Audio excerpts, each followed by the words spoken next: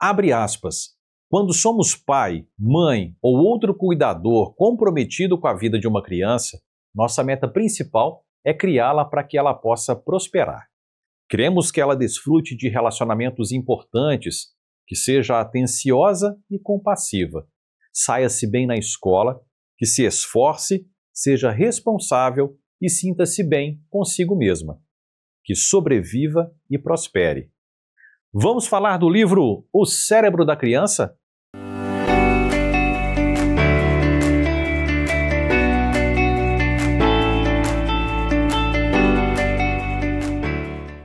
Olá pessoal, hoje estou de volta com mais um Falando de Livros e dessa vez eu trago aqui um que tira o véu, que tira a viseira, O Cérebro da Criança, de Daniel Siegel e Tina Bryson.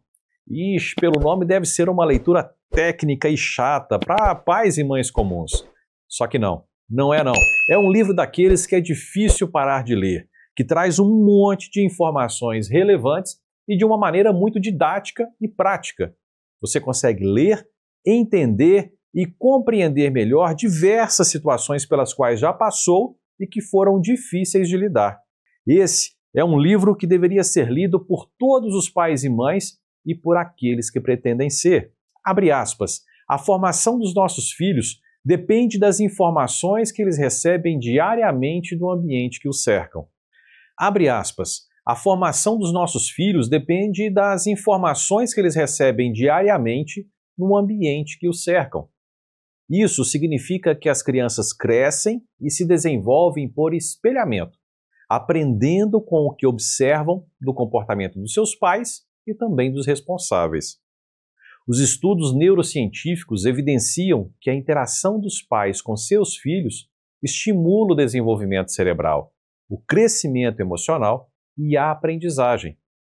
A formação dos nossos filhos depende das informações que eles recebem diariamente do ambiente que os cercam.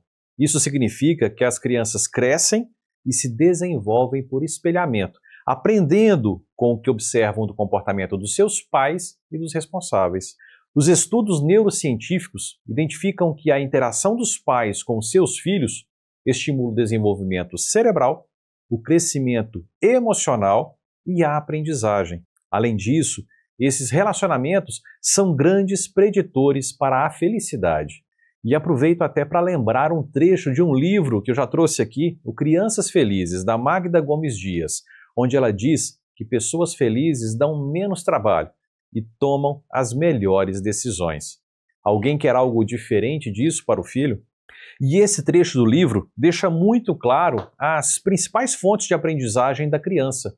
É através do dia a dia, do espelhamento, da observação e a partir das interações. Eita, então quer dizer que se a minha criança me observa o tempo todo, eu não posso errar? É claro que não. Na verdade, é até o contrário. Ela precisa perceber os seus erros até para poder se sentir melhor com os erros que ela também vai cometer. É importante para ela perceber que não há ninguém perfeito. E eu gosto de dizer que a consciência é a chave para uma melhor parentalidade. Nada vai fazer com que nós, pais, mães ou cuidadores, deixemos de errar, mas a consciência nos coloca em outro patamar, proporcionando agirmos melhor a partir desses nossos erros e também nas situações de conflito. E isso, no final, faz muita diferença. Porque agir bem nos momentos bons é relativamente fácil, mas é lidar com as dificuldades que nos coloca à prova, que nos desenvolve. E é por isso que errar é bom, pois é através dele, do erro, que a gente se desenvolve. Inclusive, em outro momento do livro, isso até fica mais claro. Abre aspas. A forma como nossos filhos decifram suas jovens vidas não tem a ver apenas com o que acontece a eles, mas também com a forma como seus pais, professores e outros cuidadores reagem. Em resumo, todas as situações, sejam elas boas ou ruins, poderão ajudar a criança a se desenvolver, a chegar o mais próximo possível de tudo aquilo que desejamos para ela no futuro. Abre aspas. Conforme os pais se tornam mais cientes e emocionalmente saudáveis, seus filhos colhem tais recompensas e tornam-se igualmente saudáveis. Fecha aspas. O cérebro da criança nos ensina também sobre as partes do cérebro. O lado esquerdo, por exemplo, é responsável pelo pensamento lógico e pela organização dos pensamentos em frases. Já o lado direito, pelas emoções, pela leitura de sinais não verbais. O livro fala também do cérebro reptiliano que ainda temos, com o qual agimos por instinto, tomando decisões de sobrevivência de forma muito rápida. Além também do cérebro mamífero, que nos faz buscar por conexões e por relacionamentos. Uma parte do cérebro lida com a memória, outra com decisões morais e éticas. Os autores, inclusive, brincam que é como se o cérebro tivesse múltiplas personalidades. E o grande desafio do nosso desenvolvimento como ser humano é fazer com que todas essas partes do cérebro trabalhem juntas, em harmonia, para que não sejamos, por exemplo, somente razão ou somente emoção. Um cérebro integrado, em harmonia, trabalhando por inteiro, proporciona, sobretudo, equilíbrio. E nessa questão do desenvolvimento do cérebro, o livro também nos traz informações acerca das limitações que a criança tem diante das dificuldades do dia a dia. Abre aspas, esses desafios cotidianos da criação dos filhos resultam da falta de integração dentro do cérebro do seu filho. O motivo pelo qual o cérebro dele nem sempre é capaz de integrar-se é simples. Ele ainda não teve tempo para se desenvolver. Na verdade, ainda tem um longo caminho a percorrer, uma vez que o cérebro de uma pessoa só é considerado totalmente desenvolvido aos 20 e poucos anos. Fecha aspas. Por fim, se você tem filhos maiores e está pensando que já passou muito tempo, escuta isso. Abre aspas. Uma das surpresas que abalaram a base da neurociência é que o cérebro é plástico ou moldável. Isso significa que modifica fisicamente durante a vida e não apenas na infância, como supunhamos anteriormente. O que molda o nosso cérebro? A experiência. Mesmo na velhice, nossas experiências realmente modificam a estrutura física do cérebro. Fecha aspas. Então, sempre há tempo para recomeçar, seja consigo mesmo, seja com seus filhos.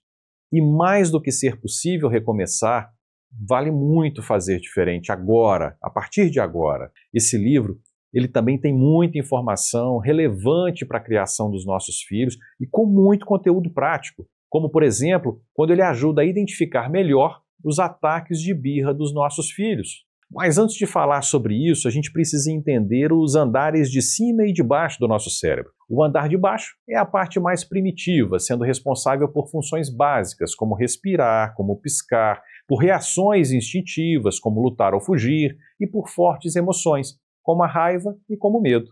Já a parte de cima do nosso cérebro é aquela mais evoluída. É onde acontecem, por exemplo, os pensamentos, a imaginação, o planejamento. Ele controla pensamentos mais analíticos e mais complexos. E é geralmente nessa parte do cérebro que precisamos investir tempo e aprendizagem para que nossos filhos desenvolvam as características que desejamos, sejam as tomadas de decisão, planejamento de qualidade, autorregulação, autocompreensão e empatia, por exemplo. E em meio a alguns exercícios propostos pelo livro, ele também traz a possibilidade de se diferenciar, por exemplo, uma birra do andar de cima de uma birra do andar de baixo do cérebro. E isso é muito importante no nosso dia a dia, porque a birra do andar de cima ela é feita de forma consciente pela criança, esperando um resultado desejado, como comprar algo em uma loja de brinquedos, por exemplo. E pela criança estar consciente, ela tem condições de interromper aquele comportamento quando ela desejar. E ela consegue parar justamente porque a parte do cérebro envolvida é o andar de cima, responsável pelo planejamento, pelos pensamentos e pelas situações mais complexas. Um ponto importante, não é porque é uma birra consciente que devemos reagir com ameaças ou punições. Existem formas saudáveis de lidar com esses desafios e que vão poder, inclusive, contribuir para o desenvolvimento dessa criança. E o livro traz muitas dicas nesse sentido também, sendo a principal a definição de limites claros e firmes para que esses comportamentos não persistam. Mas tem também a birra do andar de baixo, e aqui é um pouco mais complicado. Afinal, a gente está falando do cérebro primitivo, lembra? Nesses casos, a criança fica muito desregulada a ponto de não conseguir usar o andar de cima do cérebro. ela age de forma descontrolada, desesperada até. O andar de baixo toma conta das suas reações e meio que anulam o andar de cima, longe de qualquer possibilidade de integração. E isso poderia acalmar, poderia ajudar a se restabelecer. Então, tenha a consciência que nesses momentos a criança está incapaz de agir melhor. E se ela está totalmente desregulada, descontrolada, e se o andar de cima foi invadido momentaneamente, não há o que fazer a não ser acolher, agir com carinho, controlando o tom de voz, mostrando que você está ali para ajudar, para ela se sentir melhor, para passar segurança. E isso vem mais na forma de agir do que no falar. E a partir do momento que a criança acalma, quando ela reativa o cérebro do andar de cima, aí fica mais fácil falar sobre o que aconteceu. Perceber isso tudo faz muita diferença, porque nos ajuda tanto a auxiliar nossas crianças de uma melhor forma, como também nos ajuda a ser mais eficientes. É muito comum tentarmos resolver algo com uma ferramenta inadequada. E também é muito comum insistirmos no erro acreditando que a gente está fazendo ali o melhor. Só que o conhecimento liberta. Depois que esse tipo de informação vem à tona, fica mais fácil compreender os caminhos e as maneiras mais adequadas para lidar com cada situação. Então é isso, não perca a oportunidade de ler esse livro, como eu disse, uma leitura muito gostosa e didática, com muitas informações valiosas e ferramentas práticas para ajudar todos nós, pais, mães, cuidadores, a lidar melhor com as nossas crianças, a sermos mais eficientes nessa bela missão que temos nas nossas mãos, com o intuito de ajudar as nossas crianças a desenvolverem todas aquelas capacidades, habilidades, características que tanto desejamos para ela no futuro. E se quiser adquirir esse livro, use o link da nossa bio. Assim você vai ajudar o Pai Descer no Paraíso a continuar impactando positivamente a vida de muitos papais, mamães e cuidadores mundo afora. Um forte abraço e até o próximo episódio.